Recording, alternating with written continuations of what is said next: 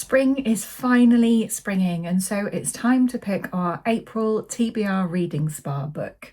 The sun is shining, there's a slither of blue sky for the first time in what feels like forever here in the UK at the moment, so I thought I would take that energy and pour it into my TBR Reading Spa pick for this month. If you're not familiar yet with what the TBR Reading Spa is or how it works, I'll make sure that I link the announcement videos down below. But it's a reading challenge that Jen the librarian and I are running throughout this year, where we're celebrating our home libraries and choosing books based on our current whims and the silly little quiz that we have created for you. The quiz takes you through to a selection of one of 3 prompts each month, and so let's see what this month has in store for me. So here we are for April's TBR Reading Spa quiz, ready to choose from one of 3 of the prompts available this month. So the options are: read a book that's been recommended to you, read a book outside your usual genre, or read a book you've DNF'd or have been putting off. In terms of the ones that I think I would like to get, definitely like read a book that's been recommended to you. Maybe outside of my usual genre. I am pathologically unable to DNF books, so it would have to be a book that I've been putting off. And I'm not sure what springs to mind for those, but so that could be fun to work out. So yeah, I'm happy with any of those. So let's see what we get. What is your favourite type of book content to watch?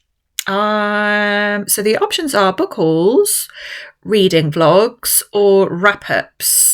I think either book hauls or reading vlogs. I'm going to go reading vlogs is my favourite. Also my favourite to make.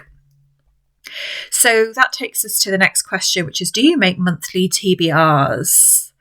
I mean, loosely I make monthly plans, but not firm TBRs each month. So I'm going to have to say no, which takes us to read a book you DNF'd or have been putting off.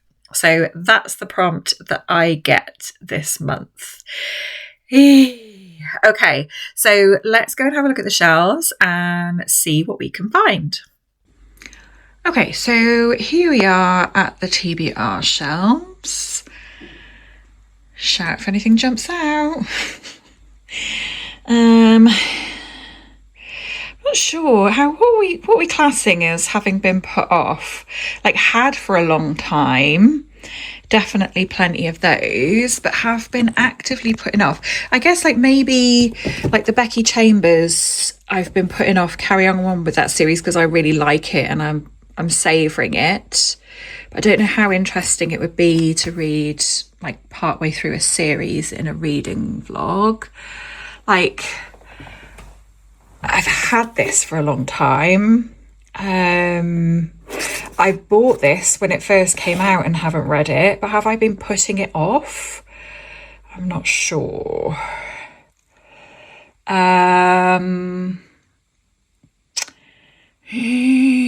Decisions.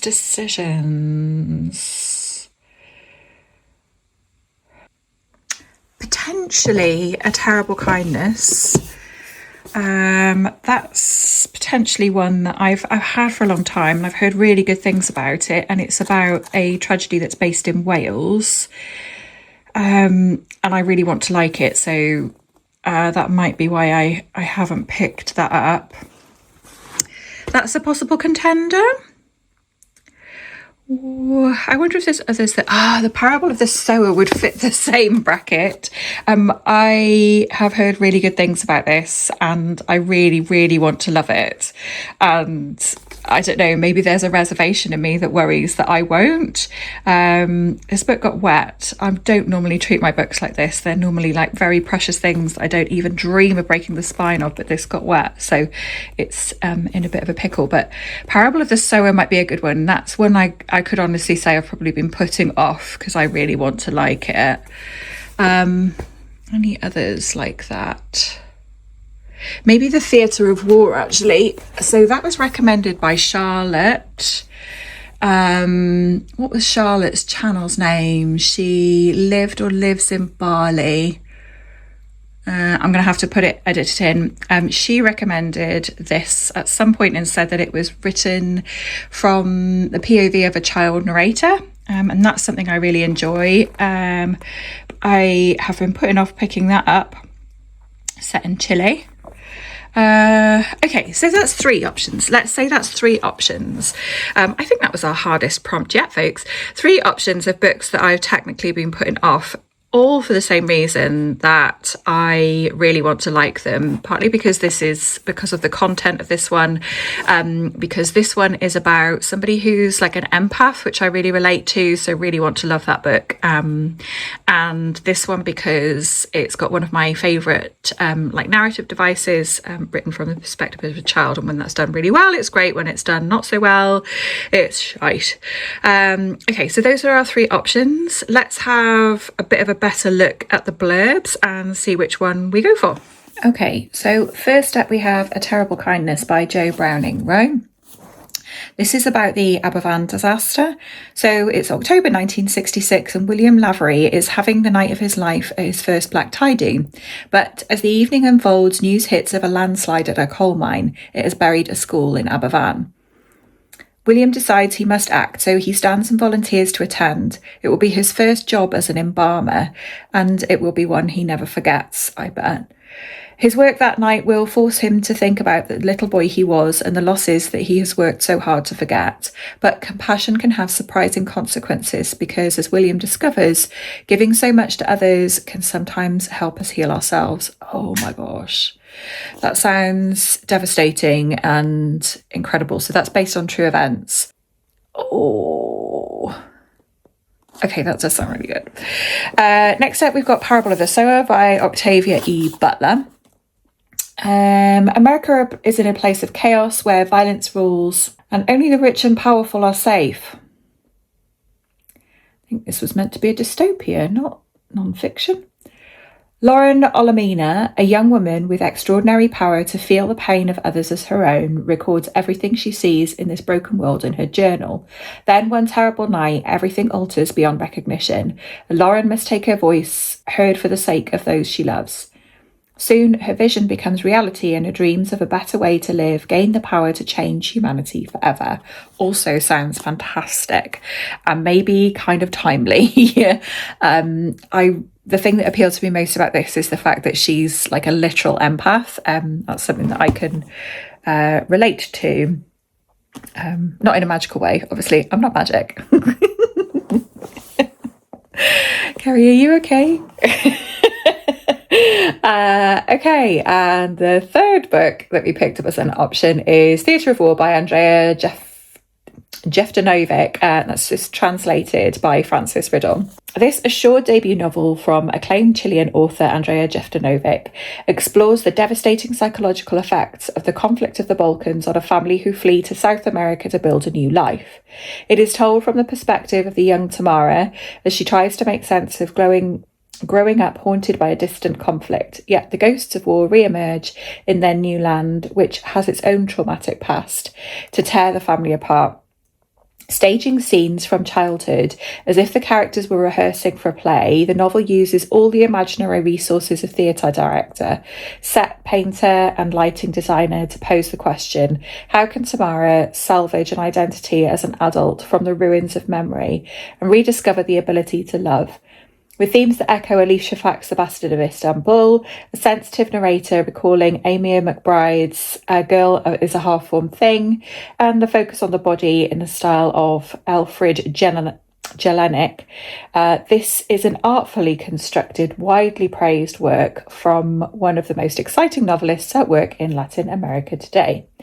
Also sounds very good. Okay, so for 3 books that I have picked up because I said I'd been putting them off, they all sound pretty great. I don't know. I don't know what to pick. Do I pick at random? When I was reading them, I thought, well, A Terrible Kindness has got it, but then actually I really like the sound of the other 2 as well. Which one to choose? I might have to pick at random, Bear with.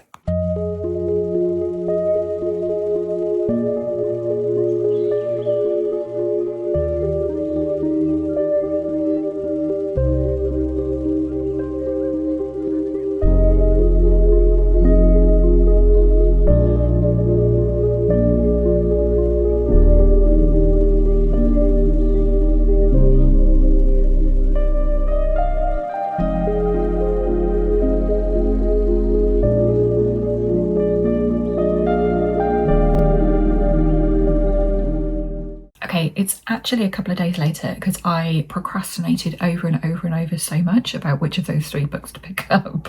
So I've just like made a decision and I can't tell you based on what, because I literally went through like, should I base it on the one that, what was the prompt, like that I've been avoiding the most? Should I base it on, no, I'm in the mood for something short, I'll go for the shortest. No, I want one that's got an audiobook so that I can tandem read. No, I should read the one that I've had the longest. And I've gone round and round and round in circles. So anyway, I've just made a decision and I've started one, and that is Parable of the Sower by Octavia E. Butler. I think ultimately I'm probably the most intimidated by this one because it's so well loved, and Octavia E. Butler is so well respected as an author, and it's about an empath, which I really identify with. So there's so much about this that I really, really want to like. So anyway, that's what we've gone with. We're just going with it now. So I've started this. I've literally read 2 chapters and they're quite short so far, but we've had a really solid introduction to the premise basically. So we've been introduced to Lauren, and through a description of her and her family kind of like cycling across town from where they live to they're going to a church for her to be baptized, we've got a really solid grounding in the world that we're in. So it's dangerous, there's a lot of law breaking, people have to live in like kind of like walled communities, there's a lot of poverty, and yeah, it's set in like 2024 but like an alternative 2024. Things have gone horribly wrong. So we've got a kind of like vivid picture of that as they're cycling through these streets, and they have to all carry guns because it's so dangerous. And you know, if there was only 2 of them, they have to go in a big group. If there was only a couple of them, then it's likely that they'd be whipped off their bike and stripped of all of their belongings and worse. It's pretty like hard reading straight away, which really kind of like grabs your attention. And we've also got a good understanding, so through that journey, it's only a short chapter but gave so much. Through that journey we've been introduced to Lauren, who has hyperempathy syndrome, I think. So she like physically feels other people's pain, so not just on an emotional level. So that's kind of like where I resonate with that. I quite often like feel what other people around me are feeling. It's not magic, it's just, you know, I have a strong empathy gene. And did I say, I've said that twice now in this vlog, I'm not magic. Maybe I am. But in addition to like the emotional pain and pleasure, it's not just pain, it's also pleasure. She also feels like people's physical issues. So when they're cycling through this area, there's people with like sores on their bodies and really nasty stuff, and she's feeling all of that as they're traveling. She also explains that she tells us that this is kind of in her head somehow, because when she was younger, one of her brothers tricked her and like coloured a cut on his arm with like red pen, and it made her actually bleed. So it's something about what's happening in her brain that's making that happen. So interesting, so interesting. I'm gripped, I'm so gripped, and I'm literally on page 17. That's how much I've got out of it so far. Amazing. So having high hopes for this, and really glad to have picked it up.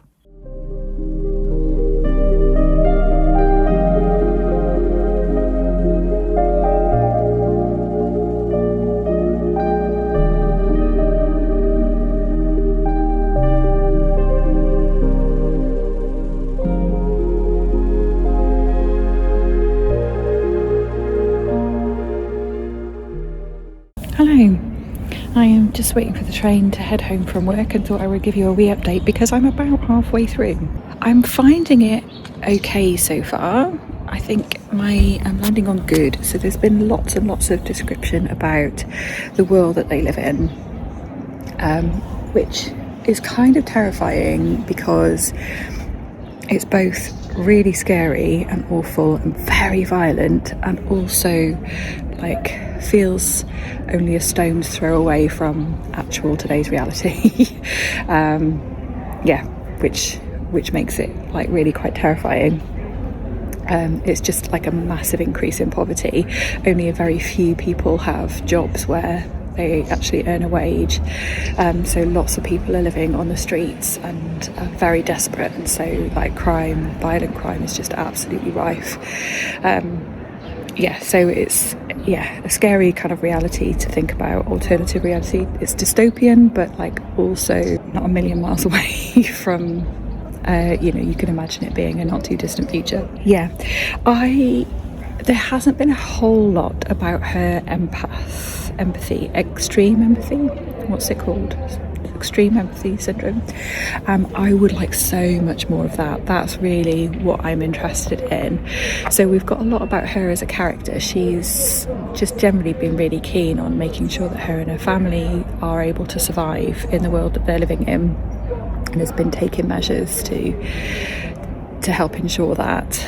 She's a tough cookie, and which I kind of like, because people think of people who are quite sensitive as being weak, and I see sensitivity and like empathy and like feeling big feelings as a real strength, and that's being portrayed really well in this book. But I want more of that. I want to see the empath stuff explored more. And actually, so I started reading it with my eyeballs, and I've been listening to it on my journey to work and then on the way to the train station just now. And what was happening just now was going into the empathy stuff a bit more. So maybe that's to come. Obviously, I'm halfway through. There's not a huge amount of plot going on. Like certain things have happened, but it hasn't been like really pacey racy plot. It's been mostly kind of like descriptions and setting up the world that she's living in. She's also kind of writing, I don't know, like an alternate Bible maybe. One really important update to share with you, actually. Okay, finish your sentence, Kerry. She's writing like a kind of scripture, her own version of a scripture, and that kind of like tops there's a train coming. I'm going to pause.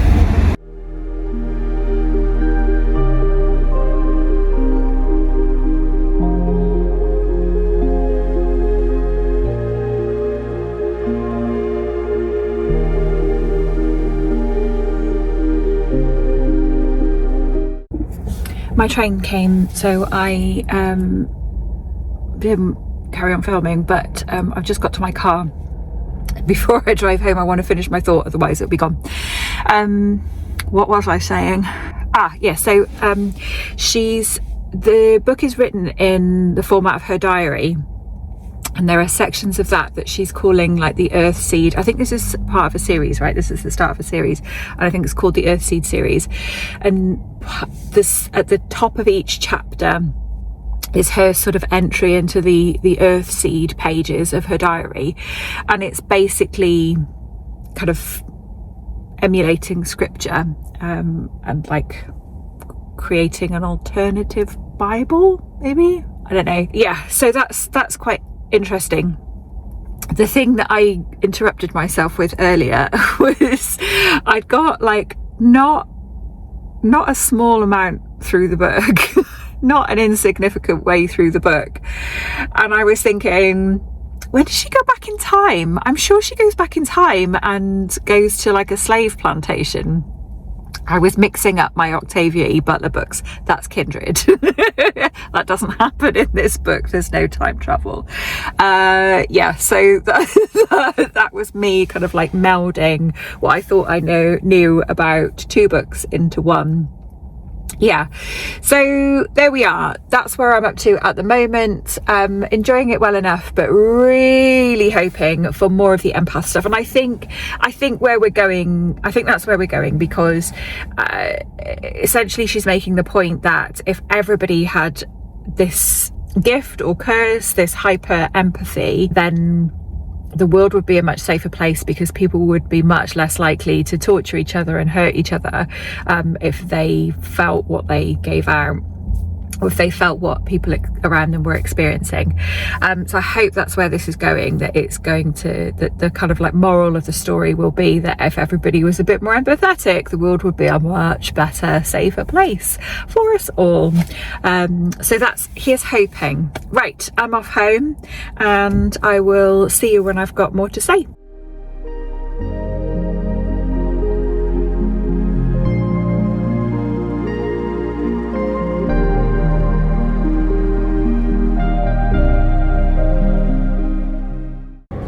Finished Parable of the Sower by Octavia E. Butler.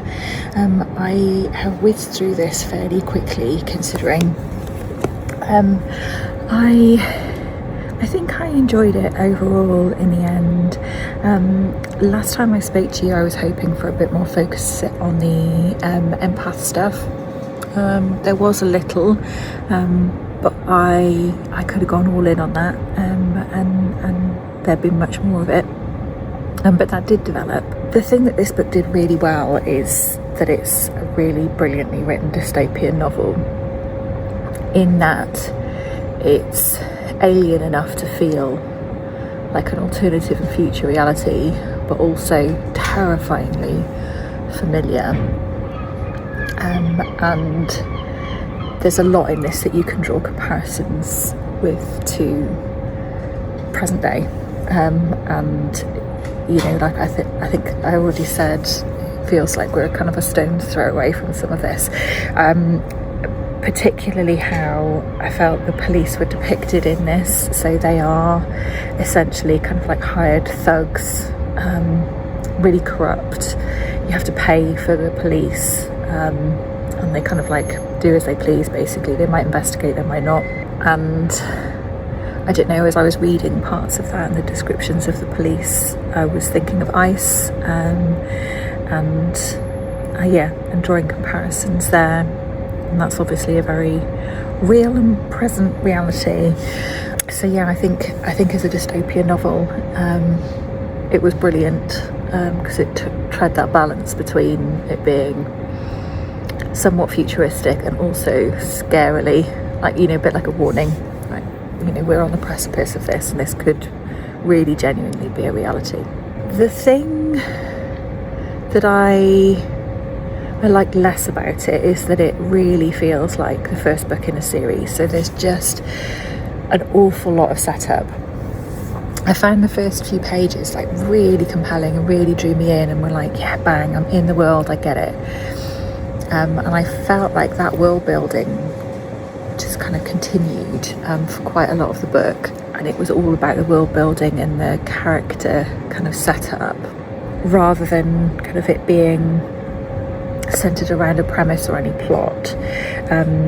So I think it suffered in that sense of being the first book in the series. And on that note, I tried to figure out whether it's like how many books in the series there are. And from what I can see, there's a second book out, and it was intended to be a trilogy, but she didn't finish the third book. But it's not clear as to whether she plans to, or whether it's just a duology now. If you have any insight into that, I would love to know, because I was thinking if it's a duology, then I probably would read the second book just to see what happens next. So most of this book is pretty bleak, but it does finish on a hopeful note. So I would like to see what happens next. However, if it's a trilogy, I would think twice, and maybe actually if it was intended to be a trilogy, then maybe the second book won't feel like a kind of like completion of the story. I don't know. I'll have a think on that. But really, really brilliant writing, really immersive world building and setting. As I said, it's not for the faint-hearted, it's pretty bleak. But yeah, really interesting reflections on empathy. I think I said yesterday I wanted there to be more, so that there's this element of her building this kind of like religion and like writing her own kind of religious text as part of her diary, and she's starting to kind of like build community around this ethos. I would have liked there to be more parallels between what she was writing and what was happening. So I think it could have been a really interesting thing if, you know, part of what had just happened then played out in, or was reflected somehow in her. Sorry, that sun's really annoying, isn't it? I just keep flashing the sun at you. I shouldn't say the sun's annoying, it's lovely to see it. Yeah, so I would have liked there to have been more interplay between the plot and what she was writing in her Earthseed Book of the Living, it's called. Because essentially what you get is, I don't know, nonsense scripture basically. God is change, and just like sentences that like, yeah, that's a good way to live, or that's a sensible observation, or that doesn't mean anything. But essentially she's, you know, wanting to kind of like focus on the fact that, you know, change is inevitable, and what we have control over is community and building and creation, which is all very valid. But I think it could have been really interesting if, you know, something within the plot then informed what she wrote into that scripture next, and I didn't see that relationship. Yeah, I think those are my thoughts on Parable of the Sower. If you've read this, I'd love to hear what you thought of it. And if you've read any other Octavia Butler, if you've read the second book, would you recommend it? I'd love to hear that. So we've made it to the end of another TBR Reading Spa vlog. I'd love to know which prompt you got, or which prompt you would have liked to have gotten this month, what books you're picking, if you know yet. Let me know in the comments below. But for the time being, I hope that you're looking after yourself, and I'll see you again in another video.